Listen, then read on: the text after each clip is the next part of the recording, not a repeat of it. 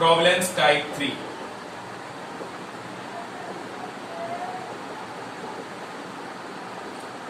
ये क्या है?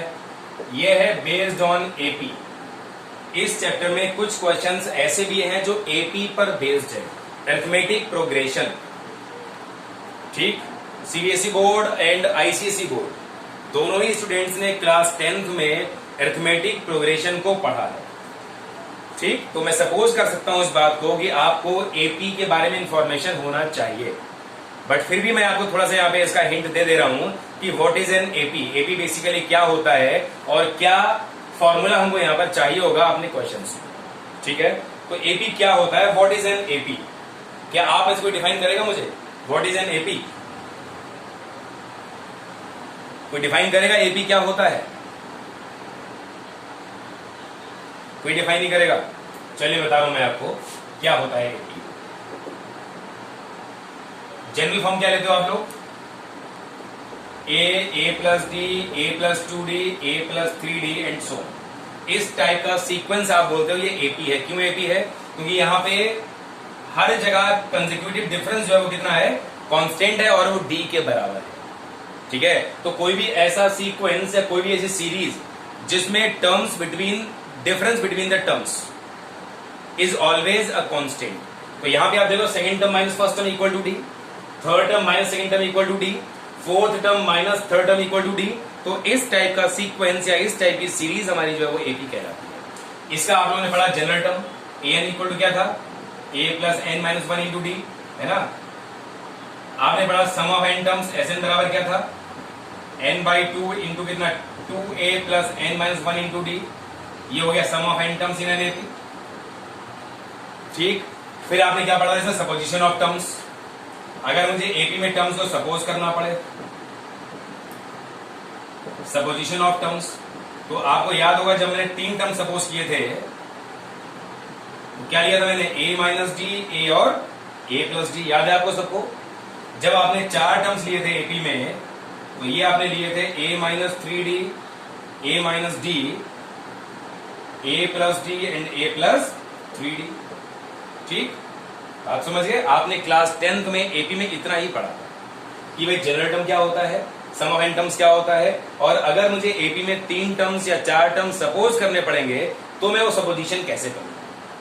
ठीक है, तो ये एक बेसिक इंफॉर्मेशन दी एपी के बारे में जो मैंने आपको यहाँ पर दी, जिसका मैं यहाँ पे यूज भी करूंगा। ठीक है, अब हम अपना प्रॉपर क्वेश्चन पे मूव करते हैं कि हमें यहाँ पर क्वेश्चन जो मिलेगा वो किस टाइप का मिलेगा।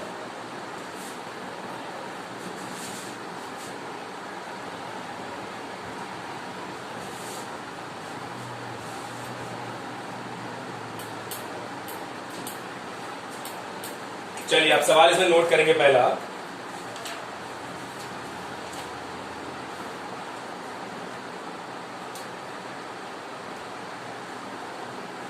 The angles of a triangle are in AP. The angles of a triangle are in AP. The number of degrees, the number of degrees in the least is to the number of radians in the greatest as 60:5. So we have to find the angles in degrees. ठीक है, ये question हमारे पास है जो हमें कर। क्या question है बेटा? The angles of a triangle are in AP. किसी एक ट्राइंगल के जो एंगल्स है वो एपी में हमको गिवन है। फिर बोला गया है number of degrees in the least is to the number of radians in the greatest as 60:5। इन्होंने आपसे बोला है ratio of degrees in the least angle to the number of radians in the greatest angle is 60:5। मतलब सबसे बड़े angles की value, सबसे छोटे एंगल्स की वैल्यू डिग्री में और सबसे बड़े एंगल्स की वैल्यू रेडियंस में अगर हम दोनों का रेशियो लेंगे तो वो हमको दिया हुआ है 60:5 और हमसे इन्होंने एंगल्स की वैल्यू पूछी है वो भी डिग्रीज में। ठीक है, तो यहां पे जब मुझे एंगल निकालना है तो first of all we have to suppose the angles. मैं यहां पे एंगल्स को सपोज कर रहा हूं, ध्यान दोगे आप थोड़ा सा।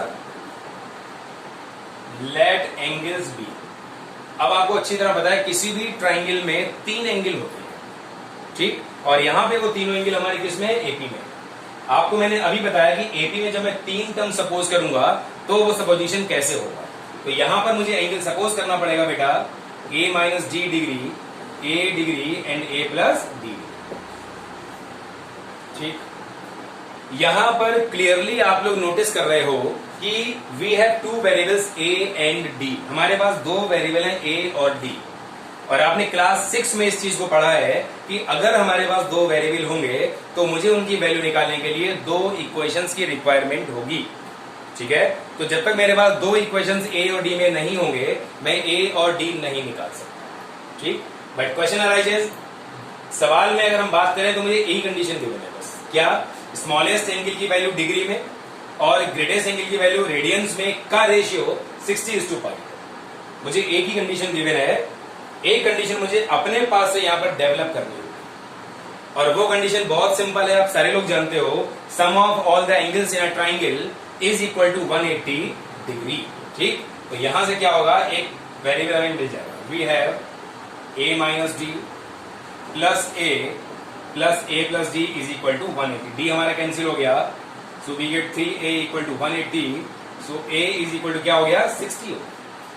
तो एक वेरिएबल मैंने फाइंड आउट कर लिया, अपने पास से कंडीशन यूज कर। तो अब ये एंगल्स जो बेटा बन गए हमारे, ये बन गया 60 minus d degree, 60 degree and 60 plus d, ठीक है। ये हमको 3 एंगल्स मिल गए। अब इन तीनों एंगल्स में सिर्फ एक अननोन है डी, और उस डी को निकालने के लिए सवाल में कंडीशन हमको गिवन है, क्या गिवन है, the number of degrees in the least. ये ऑलरेडी डिग्री में है, तो लीस्ट ये हो गया, ग्रेटेस्ट ये हो गया, ठीक है। लीस्ट वाला मैंने डिग्री में लगा दिया। Is to the number of radians in the greatest, मुझे ग्रेटेस्ट वाले को रेडियंस में सपोज करना पड़ेगा। तो ये अभी तो मेरे पास ये डिग्रीज में है, लेकिन मैं इसको यहाँ पे रेडियंस में कन्वर्ट कर दे रहा हूं। आपको याद होगा मैंने कहा था d/90 इक्वल टू 2r/π, तो रेडियन की वैल्यू हो जाएगी π/180 इंटू कितना, d, ठीक। जब भी डिग्रीज को रेडियंस में लाना पड़ेगा तो मैंने पहले भी कहा था आपसे कि आपको π/180 से मल्टीप्लाई करना पड़ेगा। तो इस डिग्री को मुझे कन्वर्ट करना है रेडियंस में। ये कंडीशन मुझे given, number of degrees in the least is to the number of radians in the greatest is equal to 60:π। अब बहुत ध्यान से आप देखिएगा इसमें, ये मैंने क्या किया, पाई से पाई कैंसिल हो, ठीक है। 180 हमारा ऊपर आ गया, 60 माइनस डी बराबर क्रॉस मल्टीप्लाई कर दे रहा हूं मैं इसको, ठीक है। ये 63 हो गया बेटा, so it is 180 minus 3d equal to 60 plus D, so it is 120 equal to 4d, so d is equal to बेटा कितना आ गया, ये हमारे पास 30 आ गया। तो d की वैल्यू हमको यहां पर 30 डिग्री मिल चुकी, ठीक। और d ही एक अननोन वैल्यू थी मेरे पास यहाँ पर सिर्फ। अब मैं क्या करूंगा, इस d को यहाँ पे लगा देता हूं। सो 60 माइनस 30 डिग्री, 60 डिग्री एंड ये हो गया हमारे पास कितना, 90 डिग्री, ठीक है। ये आपका रिजल्ट हो गया जो आपसे क्वेश्चन में पूछा गया, ठीक है। किसी को भी डाउट है, कोई भी क्वेरी है इस बात में, फौरन आप उससे पूछ सकते हैं। अगर कहीं कोई कंफ्यूजन है फौरन आप मुझसे पूछ लीजिएगा कि कहीं भी कोई बात समझ में आपको नहीं आई हो, कहीं भी कोई डाउट रह गया हो, तो फौरन आप मुझसे पूछें।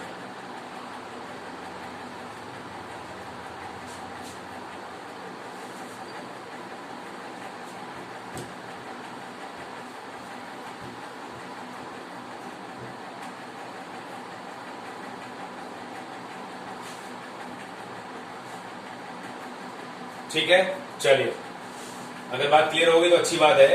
अब इसी में ही एक अगला क्वेश्चन मैं दे रहा हूं आपको, ठीक है। सेम टाइप का सवाल है, the angles of a triangle are in A B, the number of grades in the least. अब क्या करूंगा मैं यहाँ पे, मैं डिग्री को कन्वर्ट कर दे रहा हूँ ग्रेड्स में, इसी क्वेश्चन चेंज कर दे रहा हूँ। Grades in the least is to the numbers of radians the greatest are 40:5, ठीक। And find the angles in degrees. बिल्कुल सेम सवाल रहा, बस छोटा सा डिफरेंस ये है कि मैंने क्या किया, लीस्ट एंगल को मुझे ग्रेड्स में कन्वर्ट करना पड़ेगा और रेशियो जो है वो 40:5, इतना चेंज हमें इस सवाल में करना, ठीक। तो आप लोग खुद करो क्या इसको, आवाज क्यों नहीं आ रही बेटा, मेरी आवाज तो आप लोगों तक आ रही होगी ना। एक मैसेज कर दीजिए कोई भी सिंगल बंदा ग्रुप में, आवाज आ रही है कि नहीं आ रही है?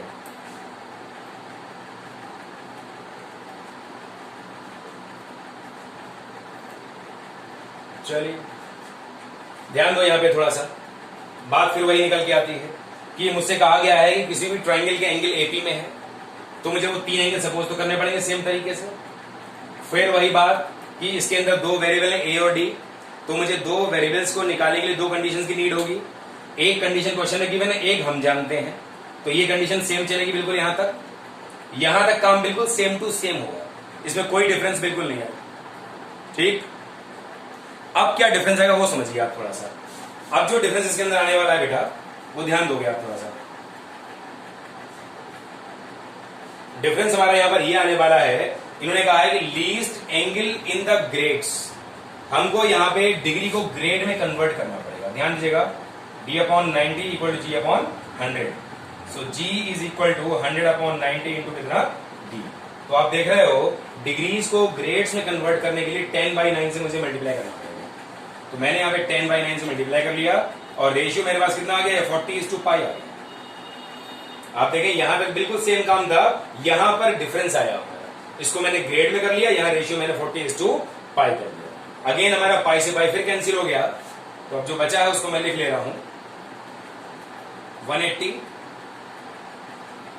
इंटू 10, ठीक है, into 60 minus D is equal to 40 times into 9 भी आ जाएगा और 60 प्लस डी। मैंने यहां पे सिंपली क्रॉस मल्टीप्लाई कर दिया बस। ठीक, 9 इंटू दिस 40 से मल्टीप्लाई हो गया और दिस इंटू ये हमारा ऐसे मल्टीप्लाई हो गया। अब थोड़ा कैंसिलेशन कर ले हम लोग, यहां पर एक 0 ये कैंसिल हो गया, ये 9 2 18 हो गया, ठीक है, ये 2 2 4 हो गया और यहां पर कुछ कैंसिल नहीं हो पाएगा, तो ये आ गया मेरे पास 600 माइनस कितना हो जाएगा ये 10d इक्वल टू कितना हो जाएगा ये 120 प्लस कितना हो जाएगा ये 2d, so it is 12d is equal to 720, so d is equal to 60, नहीं 60 तो नहीं आना चाहिए, कहीं कुछ कैलकुलेशन में मिस्टेक हुआ है, ये 60 आएगा तो फिर ट्रायंगल एग्जिस्ट नहीं करेगा। ठीक है, मैंने क्या किया, इसको डिग्री को ग्रेड में कन्वर्ट करने के लिए 10/9 से मल्टीप्लाई कर दिया। ठीक है, तो पहले मैं इसको ऐसे ही लिख ले रहा हूं, इंटू 10/9 इंटू ये 180 ऊपर पहुंच गया, ये आ गया 40 इंटू 60 प्लस डी। ठीक है, तो ये 40 का एक 0 हम यहाँ पर कैंसिल कर ले रहे हैं और ये 4 4 जा और 4 5 जा ये हो जाएगा। ठीक है, और 9 5 जा भी हो जाएगा। ठीक है, तो ये 5 6 से कितना आ गया 30, सो 300 माइनस कितना आ गया 5d इक्वल टू आ गया मेरे पास 60 plus d, so it becomes 240 equal to 6d, so d is equal to आ गया मेरे पास 40। क्योंकि बेटा अगर d 60 यहाँ पे हो जाता तो ये एंगल हमारा 0 बन जाता, और किसी भी ट्रायंगल में एंगल अगर 0 हो गया तो ट्रायंगल एग्जिस्ट ही नहीं करेगा। ठीक है, तो d की वैल्यू 40 आ गई, इसको मैंने यहाँ प्लेस कर दिया, तो ये आ गया 20 डिग्री 60 डिग्री और कितना 100 डिग्री। यही आपका रिजल्ट है जो आपसे यहाँ पर पूछा गया था, यही आपकी यहाँ पे रिक्वायरमेंट थी।